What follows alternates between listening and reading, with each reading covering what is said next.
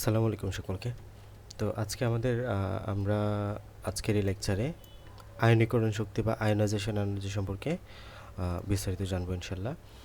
এর আগের অংশে আমরা পর্যায়ভিত্তিক ধর্মর পর্যায় সারণীর পর্যায়ভিত্তিক ধর্মসমূহের মাঝে দাতব ধর্ম, অদাতব ধর্ম এবং ফাইনালি আমরা পারমাণবিক আকার সম্পর্কে বিস্তারিত জেনেছিলাম। তো আজকের এই অংশে আমরা আয়নাইজেশন এনার্জি সম্পর্কে জানবো। তো আয়নাইজেশন এনার্জি জানতে হলে আমাদের অবশ্যই আকারের বিষয়টা আগে থেকে জানা লাগবে। আমরা সেজন্য আকারের বিষয়টা আগে শেষ করেছি এবং আকারের বিষয়টা যদি আমি আরেকটু রিক্যাপ করি, আমরা জানি বাম থেকে ডানে গেলে পর্যায় বাম থেকে ডানে গেলে আকারটা বাড়ে, আকারটা কমে। আমরা জানি পর্যায় বাম থেকে ডানে গেলে আকারটা কমে। কী জন্য কমে? কারণ লাস্ট শক্তি স্তরে ইলেকট্রন সংখ্যা বাড়তে থাকে, ইলেকট্রন সংখ্যা বাড়লে আকারটা ছোটো হতে থাকে, আকারটা ছোটো হলে আলটিমেটলি আমরা ওই যে পারমাণবিক ব্যাসার্ধ কমবে, আকার ছোটো হবে, আকর্ষণ বাড়বে, আকার ছোটো হবে। তো যখন উপর থেকে নিচে আসি আমাদের লাস্ট শক্তি স্তর ইলেকট্রন সংখ্যা তো বাড়েই না, বরঞ্চ লাস্ট একটা শক্তি স্তর বেড়ে যায়, 1 নাম্বার 2 নাম্বার 3 নাম্বার এইভাবে শক্তি স্তর সংখ্যাই বেড়ে যাচ্ছিল, যার ফলে আলটিমেটলি পারমাণবিক ব্যাসার্ধ বাড়ে এবং আকারটা বৃদ্ধি পায়। তো এই আকারের এই সম্পর্কটা আসলে আমাদের সব জায়গায় লাগবে এবং আমরা মনে রাখবো আকারের সাথে আমরা আকার যেমন বাম থেকে ডানে গেলে ছোটো হয়, উপর থেকে নিচে আসলে বাড়ে। অন্যান্য সম্পর্ক সাপোজ আয়নীকরণ শক্তি, ইলেকট্রন আসক্তি, তড়িৎ ঋণাত্মকতা, এইগুলা বাম থেকে ডানে গেলে আসলে আমাদের আকারের বিপরীত ধর্মটা দেখাবে। আকার যদি বাম থেকে ডানে গেলে কমে, আমাদের অন্যান্য ধর্মগুলা বাম থেকে ডানে গেলে বাড়ে, এমন আমরা সম্পর্ক পাবো।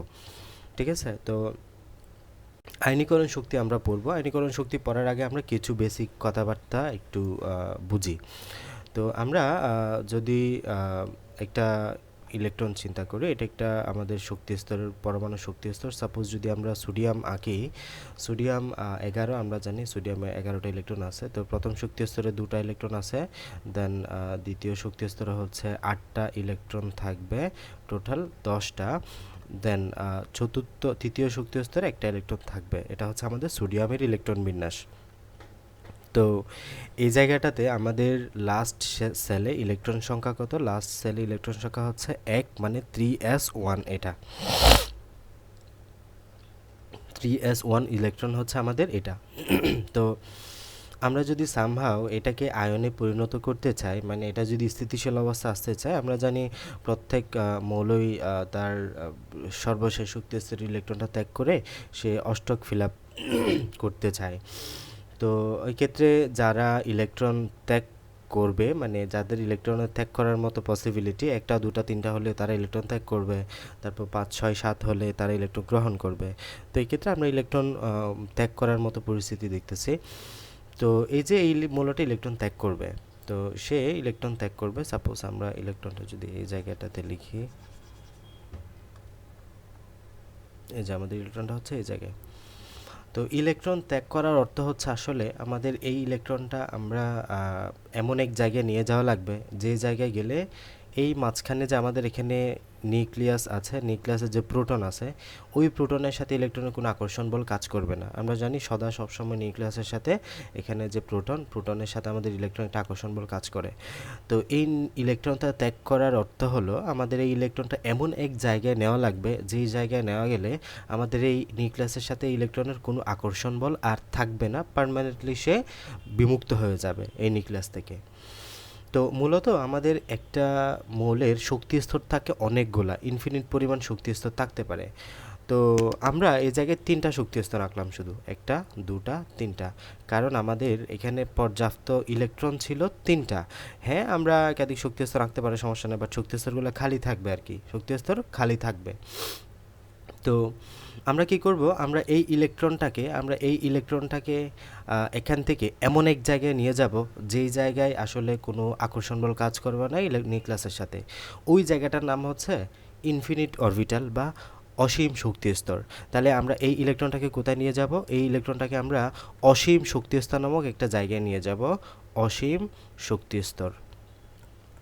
অসীম শক্তি স্তর হচ্ছে সেই শক্তি স্তর, যেই শক্তি স্তরে এই ইলেকট্রনটা থাকলে আমাদের নিউক্লিয়াসের সাথে কোনো আকর্ষণ বল কাজ করবে না।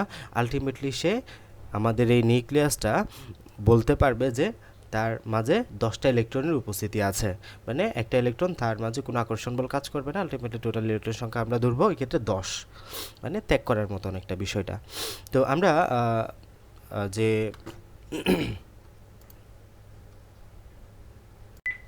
আমরা রাদারফোর্ড পরমাণু মডেল থেকে একটা বিষয় জানি, সেটা হচ্ছে আমরা জানি কখনো কোনো ইলেকট্রন যখন যখন উচ্চ শক্তি স্তর থেকে নিম্ন শক্তি স্তর আসে, যখন কোনো ইলেকট্রন উচ্চ শক্তি স্তর থেকে নিম্ন শক্তি স্তর আসবে তখন সে শক্তি বিকিরণ করবে। আই রিপিট, যখন কোনো ইলেকট্রন কোনো উচ্চ শক্তি স্তর থেকে নিম্ন শক্তি স্তর আসবে তখন সে শক্তি বিকিরণ করবে। আর যখন কোনো ইলেকট্রন উচ্চ শক্তি স্তর থেকে নিম্ন শক্তি স্তর থেকে উচ্চ শক্তি স্তর আসবে তখন সে শক্তি শোষণ করবে। ঠিক আছে? তো আমরা বলছি যখন নিম্ন শক্তি স্তর থেকে উচ্চ শক্তি স্তর আসবে তখন সে শক্তি শোষণ করবে, যখন উঁচু কোনো শক্তি স্তর থেকে সে নিম্ন শক্তি স্তর যাবে তখন সে শক্তি বিকিরণ করবে। আচ্ছা, এই জায়গায় আমাদের একটা ইলেকট্রন 3য় নম্বর শক্তি স্তরে আছে, আমরা তাকে নিয়ে যাব অসীম একটা শক্তি স্তরে। যেই শক্তি স্তরে গেলে সে নিউক্লিয়াসের সাথে কোনো আকর্ষণ বল কাজ করবে না, তার মানে সে এই ইলেকট্রনটাকে আমরা একটা নিম্ন শক্তি স্তর থেকে উচ্চ শক্তি স্তরে নিয়ে যাব, তার মানে এখানে কিছু শক্তির শোষণ করবে, যেই শক্তির পরিমাণটাই হচ্ছে আসলে আয়নীকরণ শক্তি। বুঝে গেছে?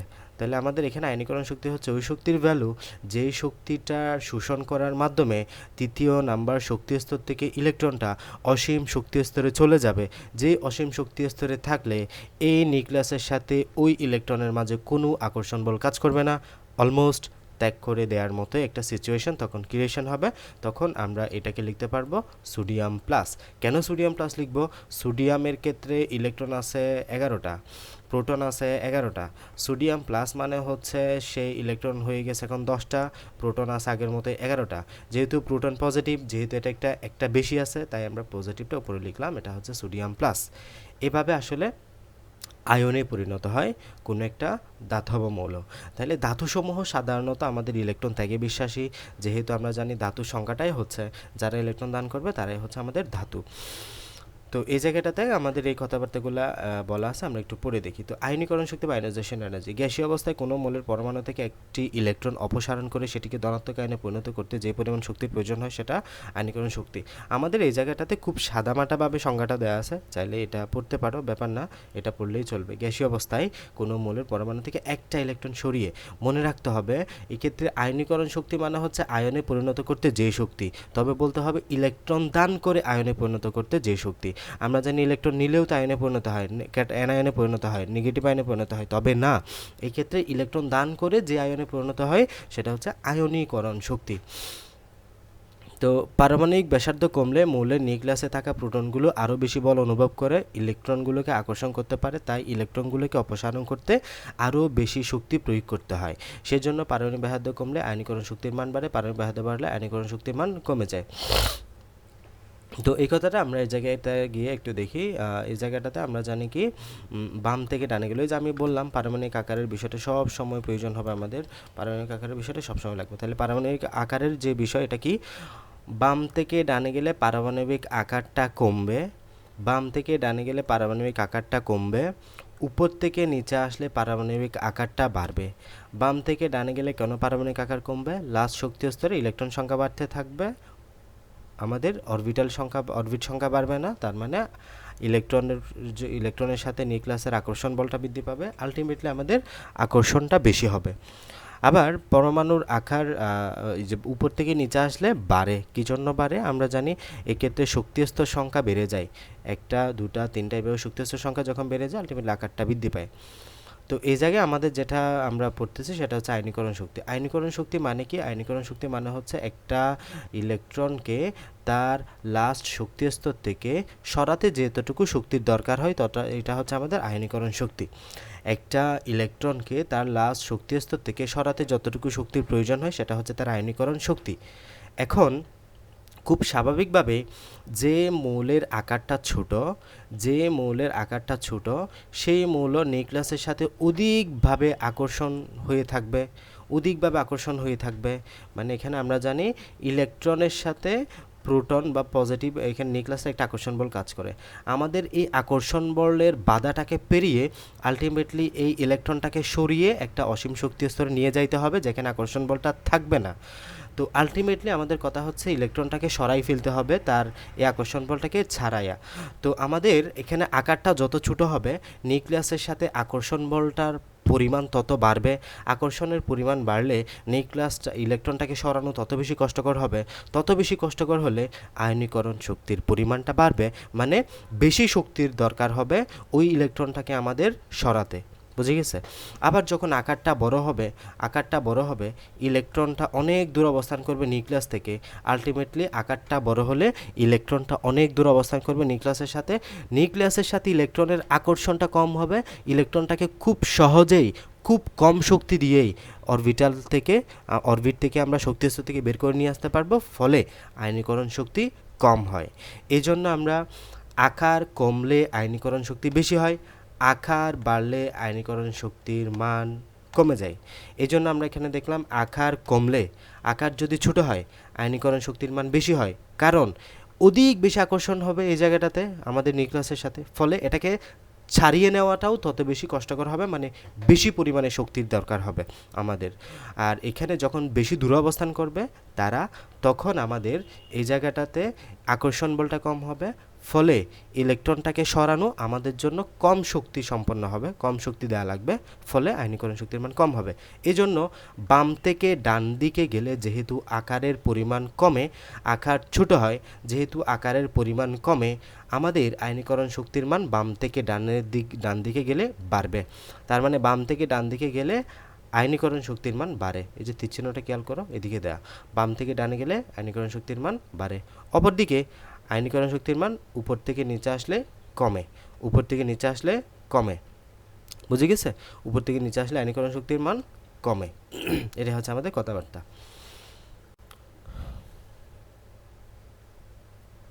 তো এই জায়গাটাতে আমাদের এই কথাবার্তাগুলো বলা আছে। প্রোটনগুলো আরও বেশি বল প্রয়োগ করে ইলেকট্রনগুলোকে আকর্ষণ করতে পারবে, তাই ইলেকট্রনগুলোকে অপসারণ করতে আরও বেশি শক্তির প্রয়োগ করতে হবে। সেজন্য পারমাণবিক ব্যাসার্ধ কমলে আয়নীকরণ শক্তির মান বাড়ে এবং পারমাণবিক ব্যাসার্ধ বাড়লে আয়নীকরণ শক্তির মান কমে। তোমরা দেখেছো পর্যায় সারণীর কোনো গ্রুপের উপর থেকে নিচের দিকে গেলে পরমাণুর আকার বৃদ্ধি পায়, কাজেই তার আয়নীকরণ শক্তি হ্রাস পায়। উপর থেকে নিচে আসলে পারমাণবিক আকার বৃদ্ধি পাবে, আয়নীকরণ শক্তির মান হ্রাস পাবে। আবার অন্যদিকে বাম থেকে ডান দিকে গেলে যেহেতু পারমাণবিক আকার হ্রাস পায়, আয়নীকরণ শক্তির মান বৃদ্ধি পায়। এটা আমরা বুঝছি।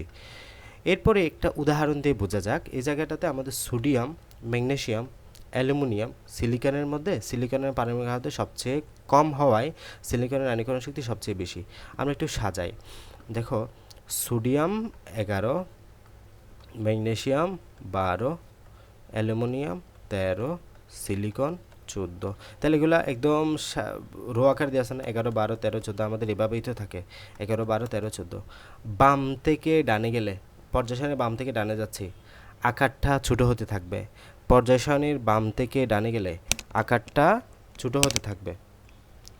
পর্যায় সারণীর বাম থেকে ডানে গেলে আকারটা ছোট হতে থাকবে। আকার ছোট হতে থাকলে আয়নীকরণ শক্তির মান বাড়বে। তার মানে সবার বেশি আয়নীকরণ শক্তির মান পাবো সিলিকনে।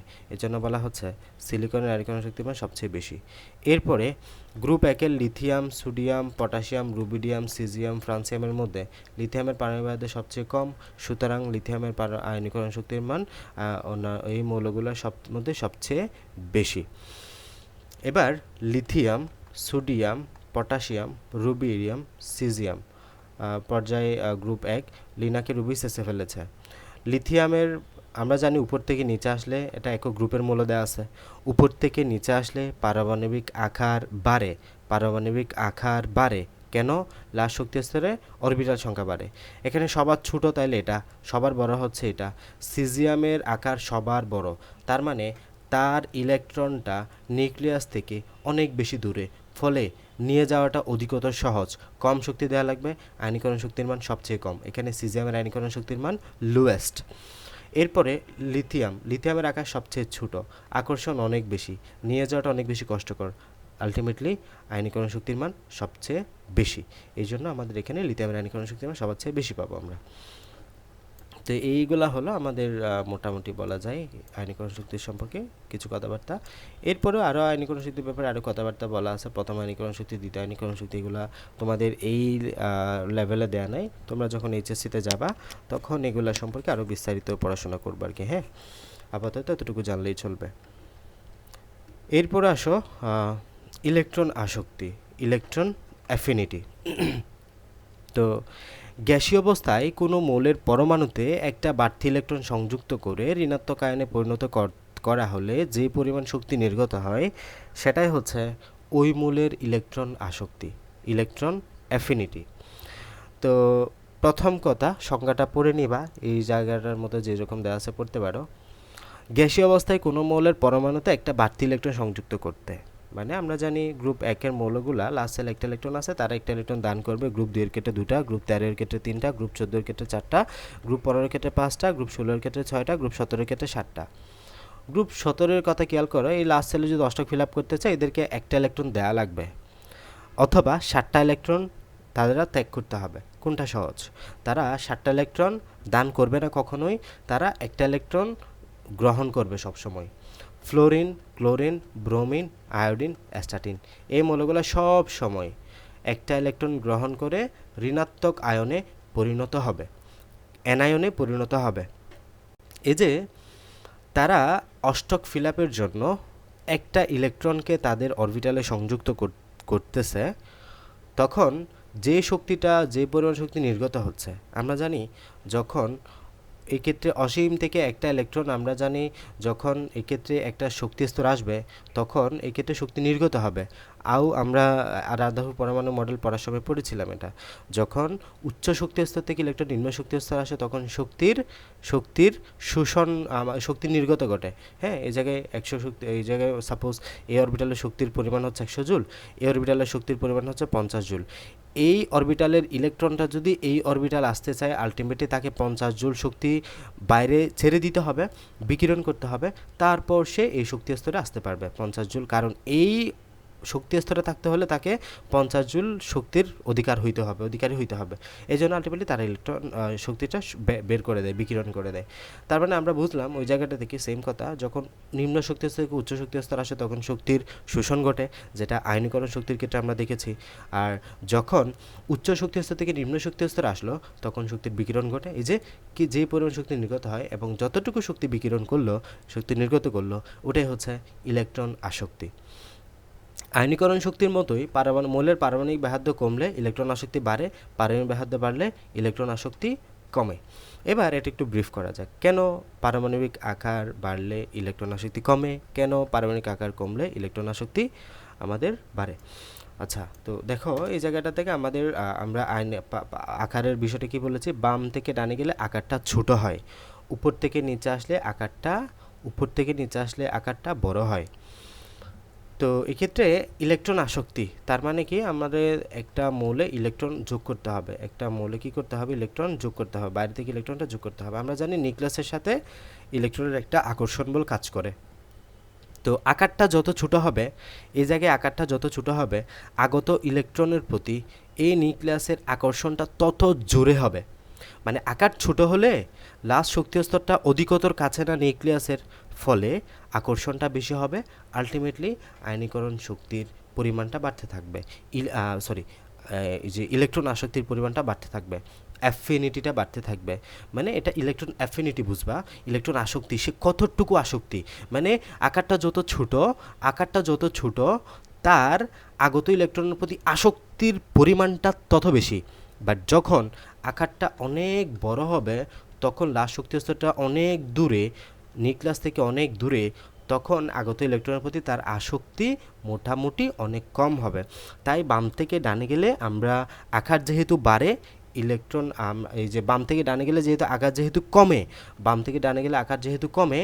ইলেকট্রন আসক্তির পরিমাণ আস্তে আস্তে বাড়তে থাকে, কারণ অধিকতর কাছে হতে থাকে, আসক্তি বেশি হয় আগত ইলেকট্রনের প্রতি। আর উপর থেকে নিচে আসলে যেহেতু আকারটা আমাদের আলটিমেটলি বাড়ে, আলটিমেটলি ইলেকট্রন আসক্তির পরিমাণটা কমে, কারণ অনেক দূরে সরে যাচ্ছে। ঠিক আছে, এটা গেল ইলেকট্রন আসক্তির যে বিষয় ওটা।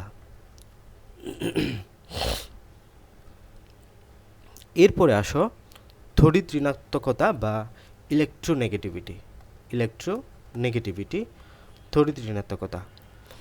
তো একটা অণুতে যখন দুটা পরমাণু আবদ্ধ থাকে তখন ওই বন্ধনের জন্য দুটা ইলেকট্রনের প্রয়োজন হয়। মানে আমরা একটা অণুতে যখন দুটা পরমাণু আবদ্ধ থাকে তখন ওই বন্ধনের জন্য দুটো ইলেকট্রনের প্রয়োজন হয়। মানে একটা বন্ধন গঠন করতে দুটো ইলেকট্রনের দরকার হয়। দুটা পরমাণু ইলেকট্রন দুটোকে নিজের দিকে আকৃষ্ট করতে চায়। যে পরমাণু যত বেশি আকৃষ্ট করবে সেই ইলেকট্রন দুটি সেই পরমাণুতে তত কাছে থাকবে। আচ্ছা, তো আমি যদি বলি এই জায়গাটা থেকে আমরা দু রকমের মূলত রাসায়নিক বন্ধন সম্পর্কে জানি আর কি। হ্যাঁ, তো একটা হচ্ছে 3 রকমের রাসায়নিক বন্ধন সম্পর্কে জানি। একটা হচ্ছে আয়নিক বন্ধন, একটা হচ্ছে সমযোজী বন্ধন, একটা হচ্ছে দাতব বন্ধন। আয়নিক বন্ধন মানে কি, এক্ষেত্রে আমরা ধাতু প্লাস অধাতু মিলে এই বন্ধনটা গঠন হবে। হ্যাঁ, ধাতু প্লাস অধাতু মিলে বন্ধনটা গঠন হবে। মানে এক্ষেত্রে আমরা ধাতুসমূহ ইলেকট্রন দান করবে, অধাতুসমূহ ইলেকট্রন গ্রহণ করবে। যারা দান করবে তারা হচ্ছে ক্যাটায়ন, যারা গ্রহণ করবে তারা হচ্ছে অ্যানায়ন। ক্যাটায়ন অ্যানায়নে মিলে আলটিমেটলি স্থির বৈদ্যুতিক আকর্ষণ বন্ধন দ্বারা যুক্ত থাকবে, যেটাকে আমরা বলতেছি আয়নিক বন্ধন। সমযোজী বন্ধন মানে হচ্ছে তারা অধাতু মিলে এই বন্ধনটা গঠন করবে। হ্যাঁ, অধাতু মিলে এই বন্ধনটা গঠন করবে। মানে তারা ইলেকট্রন দানও করবে না, ইলেকট্রন গ্রহণ করবে না। তারা বলবে আমরা ইলেকট্রনটা শেয়ার করব।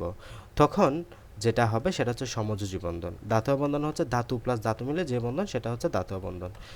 এখন আমাদের আলোচ্য টপিক সমযোজী বন্ধনটা। সমযোজী বন্ধন আমরা কীভাবে আসলে আমাদের এটা দেখি, তড়িৎ-ঋণাত্মকতার ইয়েটা দেখি। তো সমযোজী বন্ধনের একটা উদাহরণ যদি আমি পানি আঁকি, H2O একটা সমযোজী বন্ধনের একটা উদাহরণ। এটা হচ্ছে আমাদের অক্সিজেন। হ্যাঁ, তো অক্সিজেনের মূলত লাস্ট সেলে কয়টা ইলেকট্রন? অক্সিজেনের আমরা জানি 6টা ইলেকট্রন থাকবে। তো এখানে আমরা 2টা ইলেকট্রন দিলাম, দেন এদিকে একটা ইলেকট্রন আছে, তার এদিকে একটা ইলেকট্রন আছে।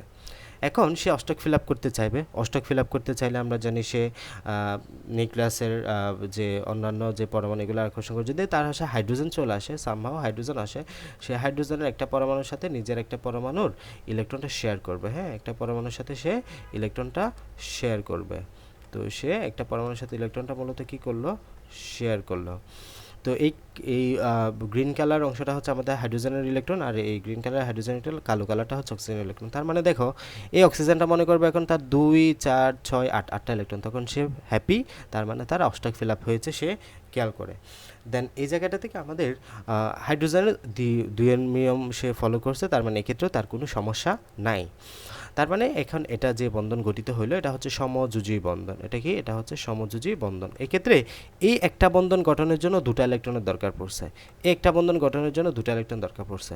আমরা যদি এইভাবে অক্সিজেনটা লিখি, এই যে এখানে একটা অক্সিজেন ইলেকট্রন, এখানে ছিল আমাদের একটা অক্সিজেন ইলেকট্রন, একটা ছিল হাইড্রোজেন ইলেকট্রন, দুটা মিলে একটা বন্ধন, এদিকে হাইড্রোজেনকে ধরছে, এদিকে একটা ইলেকট্রন, এদিকে হাইড্রোজেনকে ধরছে। এইভাবে আমাদের H2O বা পানি গঠিত হয়। এখন খেয়াল করে আমি যদি অক্সিজেনের তাহলে এইভাবে যদি আঁকি, যে আমাদের এই 2টা ইলেকট্রন এই জায়গায় একটা বন্ধন দ্বারা বোঝাচ্ছে, 2টা ইলেকট্রন মিলে একটা বন্ধন, তাহলে এইভাবে আমি আঁকি, এটা হচ্ছে আমাদের একটা পানির বন্ধন হইল H2O। এখানে 2টা ইলেকট্রন আছে। হ্যাঁ, এই জায়গায় কয়টা ইলেকট্রন আছে? 2টা ইলেকট্রন আছে। এখন আমরা জানি এটা হচ্ছে নিউক্লিয়াস, এটা হচ্ছে তার অক্সিজেন নিউক্লিয়াস। নিউক্লিয়াসে কে থাকবে? প্রোটন থাকবে, প্রোটন পজিটিভ। তো ইলেকট্রন নেগেটিভ চার্জটাকে সে নিজের দিকে আকর্ষণ করবে। এই যে প্রোটন বা নিউক্লিয়াসটা সমযোজী বন্ধনে শেয়ারকৃত ইলেকট্রনকে আমাদের এই কেন্দ্রীয় পরমাণু নিউক্লিয়াস আকর্ষণ করতে পারে। এই যে সমযোজী বন্ধনে শেয়ারকৃত ইলেকট্রনটা নিজের নিউক্লিয়াসের দিকে আকর্ষণ করার যে ক্ষমতা, সেটাকে বলা হচ্ছে তড়িৎ ঋণাত্মকতা বা ইলেকট্রোনেগেটিভিটি। এটা হচ্ছে ইলেকট্রোনেগেটিভিটি। মানে এই শেয়ারকৃত ইলেকট্রন যুগলকে এই পরমাণুর নিউক্লিয়াস আকর্ষণ করবে, এই পরমাণুর নিউক্লিয়াস আকর্ষণ করবে, মানে ইলেকট্রনের নিউক্লিয়াস আকর্ষণ করবে, অক্সিজেনের নিউক্লিয়াস আকর্ষণ করবে, হাইড্রোজেনের নিউক্লিয়াস আকর্ষণ করবে। আলটিমেটলি যার আকর্ষণ ক্ষমতা বেশি হবে তার দিকে ইলেকট্রন জোড়া সরে যাবে এবং আমরা বলবো তার তড়িৎ ঋণাত্মকতা বেশি। এই ধর্মটাই হচ্ছে তড়িৎ ঋণাত্মকতা, মানে সমযোজী বন্ধনে শেয়ারকৃত ইলেকট্রন যুগলকে আকর্ষণ করার যে ক্ষমতা, এটাই হচ্ছে তড়িৎ ঋণাত্মকতা বা ইলেকট্রোনেগেটিভিটি। এবার আমরা দেখি এই জায়গাটাতে আসলে প্রকৃতপক্ষে অক্সিজেনের তড়িৎ ঋণাত্মকতার পরিমাণ বেশি। এটার তড়িৎ ঋণাত্মকতার পরিমাণ 3.5, হাইড্রোজেনের তড়িৎ ঋণাত্মকতার পরিমাণ 2.1, হাইড্রোজেন তড়িৎ ঋণাত্মকতার পরিমাণ 2.1। তার মানে আমাদের ইলেকট্রন জোড়া হালকা করে অক্সিজেনের দিকে সরে যাবে, মানে অক্সিজেনের দিকে হালকা করে সরে যাবে। তার মানে হাইড্রোজেন থেকে খানিকটা দূরে সরে যাচ্ছে, হাইড্রোজেন থেকে খানিকটা দূরে সরে যাচ্ছে। এই জায়গাটাতে আসলে অক্সিজেন খানিকটা ইলেকট্রন গ্রহণ করার মতো সিচুয়েশন তৈরি হয়েছে। এই জন্য আমরা এটাকে 2 ডেল্টা মাইনাস লিখব, কারণ এদিকে দুই পেয়ার, এদিক থেকে দুই জোড়া, এদিকে দুই জোড়া, এক জোড়া, এদিকে এক জোড়া, দুই জোড়া ইলেকট্রন সে গ্রহণ করার মতো পরিস্থিতি, যেহেতু তার দিকে সে টেনে আনতেছে 2 ডেল্টা মাইনাস। আর এই হাইড্রোজেনটা অলমোস্ট ত্যাগ করার মতো পরিস্থিতি, তাই ডেল্টা প্লাস লিখি, আমরা তাকে ডেল্টা প্লাস লিখি। এভাবে এখানে পোল সৃষ্টি হইল, পোল, এই জায়গায় কী সৃষ্টি হইলো, পোল সৃষ্টি হইল। এটাকে আমরা বলবো পোলারিটি। এটাই হচ্ছে আমাদের পোলারিটি, এটা হচ্ছে আমাদের পোলারিটি। পানি একটা পোলার যৌগ, কারণ এখানে তড়িৎ ঋণাত্মকতার পার্থক্যের জন্য পোল সৃষ্টি হয়। হ্যাঁ, পোল, পোল মানে কি, একদিকে মানে বেড়ে যাওয়া, চার্জের আধিক্য বেড়ে যাওয়া। তো এদিকে আমাদের অক্সিজেনের দিকে চার্জের আধিক্যটা বেড়ে যায়, এখানে পোল সৃষ্টি হলে যে ধর্মটাকে আমরা বলছি পোলারিটি। এই তড়িৎ ঋণাত্মকতার ধর্মের জন্যই মৌলের মাঝে আমরা, যৌগের মাঝে আমরা পোলারিটি নামক অন্য একটা ধর্মের উপস্থিতি দেখি। এবং পানি হচ্ছে আমাদের সামগ্রিক পোলার যৌগ, যে পোলার যৌগের মাধ্যমে আমরা আসলে যে আয়নিক যৌগসমূহ দ্রবীভূত হয়, সোডিয়াম ক্লোরাইড, পানিতে আমরা যে কোনো কিছু যে আয়নিক যৌগসমূহ মিশাইতে পারি, দ্রবীভূত করতে পারি, এই পোলারিটি ধর্মের জন্য কিন্তু হয়। পানির যে সাপোজ সোডিয়াম ক্লোরাইড যদি আমরা দিই, এখানে লবণ যদি মিশাই, সোডিয়াম প্লাস ক্লোরাইড মাইনাস, এই সোডিয়াম প্লাসটা ইলেকট্রন প্রতি আকৃষ্ট হবে, ক্লোরিনটা হাইড্রোজেনের প্রতি আকৃষ্ট হবে। এভাবে আসলে সোডিয়াম ক্লোরাইডটা পানিতে মিশে যাবে, এভাবে আসলে পানিতে মিশে। তাহলে এখানে আমাদের মেন আলোচ্য টপিকের ভিতরে আমরা তুলে আনছি তড়িৎ ঋণাত্মকতা টপিকটা। তড়িৎ ঋণাত্মকতা কি তাহলে? তড়িৎ ঋণাত্মকতা হচ্ছে সমযোজী বন্ধনে শেয়ারকৃত ইলেকট্রন যুগলকে আকর্ষণ করার যে ক্ষমতা, ওটা হচ্ছে আমাদের তড়িৎ ঋণাত্মকতা। বুঝে গেছে? আচ্ছা,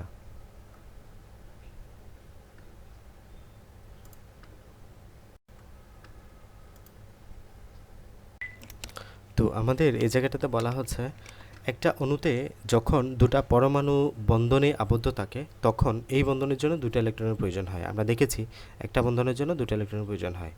দুটা পরমাণুই ইলেকট্রন দুটিকে নিজের দিকে আকর্ষণ করে রাখতে চায়। মানে আমরা জানি যে এখানে অক্সিজেন ছিল, এখানে হাইড্রোজেন ছিল, হাইড্রোজেন এবং অক্সিজেন দুজনেই কিন্তু চাচ্ছিল পরমাণু দুটাকে নিজেদের মাঝে টানতে বা নিজেদের দিকে আকৃষ্ট করতে। যেই পরমাণু যত বেশি আকৃষ্ট করতে পারবে, ইলেকট্রন দুটা সেই পরমাণুর কাছে থাকবে। মানে যার আকর্ষণ করার শক্তি বা ক্ষমতা যত বেশি হবে, তার দিকে ইলেকট্রন দুটা সরে যাবে, খুবই স্বাভাবিক। এই আকর্ষণ করা বা আকৃষ্ট করাকে আমরা বলছি তড়িৎ ঋণাত্মকতা বা ইলেকট্রোনেগেটিভিটি। একই মৌলের দুটা পরমাণু হলে দুটা পরমাণুই ইলেকট্রন দুটিকে সমান পরিমাণ আকর্ষণ করবে, তাই ইলেকট্রন পরমাণু দুটো ঠিক মাঝখানে থাকবে। যদি আমরা হাইড্রোজেন গ্যাসের কথা বলি, হাইড্রোজেন গ্যাসের সংকেত হচ্ছে H2, তখন এই হাইড্রোজেন গ্যাসের বেলা আলটিমেটলি যে বন্ধনটা গঠিত হয়, ওখানে যে সমযোজী বন্ধন গঠিত হয়, তাদের ইলেকট্রন জোড় আসলে ঠিক মাঝখানে থাকবে, কারণ এখানে পরমাণু দুটো একই রকম এবং তাদের আকর্ষণ করার ক্ষমতা, এটা 2.1, এটা 2.1 তড়িৎ ঋণাত্মকতার ভ্যালু। তো আলটিমেটলি বলা যায় যে এরা দুজনে মাঝখানে থাকবে, এবং এটা তো বুঝতেই পারছি। একটা মৌলের তড়িৎ ঋণাত্মকতা অন্যটি থেকে বেশি হলে ইলেকট্রন দুটো সেই পরমাণুর কাছে থাকবে। মানে যদি এই ক্ষেত্রে আমরা অক্সিজেনের ক্ষেত্রে দেখেছি অক্সিজেনের তড়িৎ ঋণাত্মকতা বেশি, তার মানে অক্সিজেনের দিকে সরে যাচ্ছে ইলেকট্রন দুটি। একটি মৌলের তড়িৎ ঋণাত্মকতা অন্যটি থেকে বেশি হলে ইলেকট্রন দুটো সেই পরমাণুর কাছে থাকবে, এবং পর্যায় সারণীতে একই পর্যায়ের বাম দিকের মৌলের পারমাণবিক ব্যাসার্ধ ডান দিকের মৌলের পারমাণবিক ব্যাসার্ধ থেকে বেশি হওয়ায় তাদের ইলেকট্রন মৌলের তড়িৎ ঋণাত্মকতা অপেক্ষাকৃত কম হয়। এবার আমরা একটু দেখি তড়িৎ ঋণাত্মকতা কীভাবে পেরিওডিসিটি দেখায়, এটা আমাদের গুরুত্বপূর্ণ। তো আমরা আবার আকারের বিষয়টা চলে আসবে। বাম থেকে ডানে গেলে আকার কমে, বাম থেকে ডানে গেলে আকার কমে, কারণ এই ক্ষেত্রে লাশ শক্তি স্তরে ইলেকট্রন বাড়তে থাকে, আকর্ষণ বেশি বাড়ে। লাশ শক্তি স্তরের ইলেকট্রন বাড়ে, আলটিমেটলি আকর্ষণ বেশি হয়, নিউক্লিয়াসের সাথে আকার ছোটো হয়। এই লজিকটাই তো, তাই না? উপর থেকে নিচে আসলে শক্তি স্তর বৃদ্ধি পায়, বাট ইলেকট্রন বাড়ে না, আকার বড় হয়, এটাই তো। তো বাম থেকে ডানে গেলে আকার ছোটো হচ্ছে। আকার ছোটো হওয়া মানে হলো এক্ষেত্রে নিউক্লিয়াসের কাছে থাকবে লাশ শক্তি স্তরের ইলেকট্রনগুলা, অধিকভাবে নিউক্লিয়াসের কাছে থাকবে। নিউক্লিয়াসের কাছে থাকলে কি হবে, নিউক্লিয়াসটা যদি লাস্ট শক্তি স্তরের কাছে হয়, লাস্ট শক্তি স্তর যে দুটো ইলেকট্রনকে শেয়ার করে আছে অন্য কোনো মৌলের সাথে, তার প্রতি আকর্ষণের ভ্যালুটাও বাড়বে, কারণ সে অধিক কাছে, কারণ তার আকার ছোট। তাহলে আকার ছোট হলে কি ঘটনা ঘটে যাচ্ছে, আকার ছোট হলে লাস্ট শক্তি স্তরের ইলেকট্রনটা যে ইলেকট্রন দুটো শেয়ার করে আছে অন্য পরমাণুর সাথে, সেই ইলেকট্রন দুটোর নিউক্লিয়াসের সাথে দূরত্ব কম, কম হলে আলটিমেটলি তড়িৎ ঋণাত্মকতার পরিমাণ বাড়বে। তার মানে যত আকার ছোট তড়িৎ ঋণাত্মকতা তত বাড়বে, ঠিক আছে, কারণ নিউক্লিয়াসটা তত কাছে থাকবে। বাম থেকে ডানে গেলে আকার ছোট হয়, তার মানে তড়িৎ ঋণাত্মকতার পরিমাণ বাড়বে। বাম থেকে ডানে গেলে আকার ছোট হয়, তার মানে তড়িৎ ঋণাত্মকতা বা ইলেকট্রোনেগেটিভিটির পরিমাণ বাড়বে। উপর থেকে নিচে আসলে আকার বড় হয়, তার মানে নিউক্লিয়াসটা থেকে লাস্ট শক্তি স্তর অনেক দূরে, এদের শেয়ারকৃত যে ইলেকট্রন এটাও অনেক দূরে, ফলে আকর্ষণ করার ক্ষমতা কম, আলটিমেটলি তড়িৎ ঋণাত্মকতার পরিমাণ বা ইলেকট্রোনেগেটিভিটির পরিমাণও কম। তার মানে উপর থেকে নিচে আসলে আকার বাড়ে, বাট তড়িৎ ঋণাত্মকতা বা নেগেটিভিটির পরিমাণটা কমে। বুঝে গেছে? তো এটা একটু বুঝতে হবে আমাদের, এই জায়গাটা ছিল। সবচেয়ে কম তড়িৎ ঋণাত্মকতা সর্ববামে এবং সর্বনিচের ফ্রান্সিয়াম মৌলটার। তাহলে সর্ববামে সর্বনিচে মানে বিষয়টা বোঝার চেষ্টা করো, বাম থেকে ডানে গেলে বাড়ে, তার মানে ডান থেকে বামে আসলে কমে, তার মানে আমরা এই দিকে যাব, এই দিকে গেলাম, আচ্ছা, এরপরে উপর থেকে নিচে আসলে আরও কমে, এইটার উপর থেকে নিচে আসলাম, একদম সর্বোচ্চ কোণায় পাচ্ছি ফ্রান্সিয়ামকে। সর্ববামে সর্বনিচে ফ্রান্সিয়ামের তড়িৎ ঋণাত্মকতা সবচেয়ে কম। ফ্রান্সিয়ামের তড়িৎ ঋণাত্মকতা কেমন? সবচেয়ে কম। অন্যদিকে সবচেয়ে বেশি হলো আমাদের অন্যদিকে সবচেয়ে বেশি 4 তড়িৎ ঋণাত্মকতা নিষ্ক্রিয় গ্যাস ব্যতীত সর্বডানে ফ্লোরিন। তাহলে আমরা জানি বাম থেকে ডানে গেলে বাড়ে, একদম ডানে গেলাম, এটা হচ্ছে আমাদের বাদ, এটা হচ্ছে আমাদের নিষ্ক্রিয় গ্যাস, এদের কোনো ইয়েটিয়া নাই। বাম থেকে ডানে গেলাম, এই ফ্লোরিনকে পাচ্ছি এদিকে উপরের দিকে, দেন আমরা জানি উপর থেকে নিচে আসলে কি হয়, কমে, তার মানে উপর থেকে নিচে গেলে বাড়ে, উপর থেকে নিচে যাচ্ছি সর্ব উপরে পাচ্ছি ফ্লোরিনকে, তার মানে সবার উপরে তৈরি সবচেয়ে বেশি কার? ফ্লোরিন 4, ঠিক আছে, এটা হচ্ছে আমাদের ফ্লোরিন। এরপরে আমরা একটা উদাহরণ দেওয়া আছে এই জায়গাটাতে, 3 নম্বর পর্যায়ে অবস্থিত সোডিয়ামের তড়িৎ ঋণাত্মকতার মান ক্লোরিনের তড়িৎ ঋণাত্মকতা থেকে কম। সোডিয়ামের তড়িৎ ঋণাত্মকতা ক্লোরিনের তড়িৎ ঋণাত্মকতা কম, অর্থাৎ ক্লোরিনের তড়িৎ ঋণাত্মকতার মান ক্লোরিনের তড়িৎ ঋণাত্মকতা, আচ্ছা, অর্থাৎ ক্লোরিনের তড়িৎ ঋণাত্মকতা বেশি, বুঝলাম, ক্লোরিনের তড়িৎ ঋণাত্মকতা অবশ্যই বেশি হবে, কারণ এটা ডানে না। তো এখানে আমরা ইলেকট্রন দুটিকে সোডিয়াম থেকে সবচেয়ে দূরে ক্লোরিনের কাছে দেখে থাকি। প্রকৃতপক্ষে সে দুটো পরমাণু আয়নিত অবস্থা, মানে বলতেছে এই জায়গাটা থেকে আমাদের সোডিয়াম এবং ক্লোরাইড, হ্যাঁ, সোডিয়াম হচ্ছে একেবারে এই দিকের মৌল, বাম দিকের মৌল, ক্লোরাইড হচ্ছে একেবারে ডান দিকের মৌল। তার মানে এই জায়গাটাতে আমাদের তড়িৎ ঋণাত্মকতার বিশাল একটা ব্যবধান। ক্লোরিনের মোস্ট প্রবাবলি 3.5 তড়িৎ ঋণাত্মকতা, আর এটা তো মনে হয় 2 পয়েন্ট সামথিং। তো তড়িৎ ঋণাত্মকতার পার্থক্য কিন্তু অনেক বেশি, মানে এই সোডিয়াম এক্ষেত্রে তড়িৎ ইলেকট্রনের প্রতি খুব একটা আকৃষ্ট না, সেই ইলেকট্রন ত্যাগ করে দেওয়ার মতো, আর ক্লোরিন হচ্ছে ইলেকট্রন গ্রহণ করার মতো, তার তড়িৎ ঋণাত্মকতা অনেক বেশি। এই সোডিয়াম তার কাছে যেহেতু সে একে তো ধাতু এবং তার ঋণাত্মকতা কম, তার মানে সে সহজে একটা ইলেকট্রন দান করে দিবে, ও একটা ইলেকট্রন গ্রহণ করবে আমাদের ক্লোরিন পরমাণুটা, ওই ক্লোরিন পরমাণু যেহেতু তার ঋণাত্মকতা অনেক বেশি, সে সহজে ইলেকট্রনটা গ্রহণ করবে, আলটিমেটলি সে ক্লোরিন মাইনাসে পরিণত হবে, এটা হবে সোডিয়াম প্লাস বা ক্যাটায়ন, এটা হচ্ছে ক্লোরাইড মাইনাস বা অ্যানায়ন, আলটিমেটলি তারা সোডিয়াম ক্লোরাইড নামক আয়নিক বন্ধন গঠন করবে। তখন তাদের মাঝে সমযোজী বন্ধনটাই থাকবে না, তড়িৎ ঋণাত্মকতার পার্থক্য এত বেশি যে তারা সমযোজী বন্ধনটাও বিলং করবে না, তারা আয়নিক বন্ধন হয়ে যাবে। তো আজকে ছিল আমাদের এতটুকু, আমরা ইনশাল্লাহ নেক্সট দিন পর্যালোচনার গুরুত্ব দিয়ে আমাদের অধ্যায়টা রীতি টানবো। আসসালামু আলাইকুম সকলকে।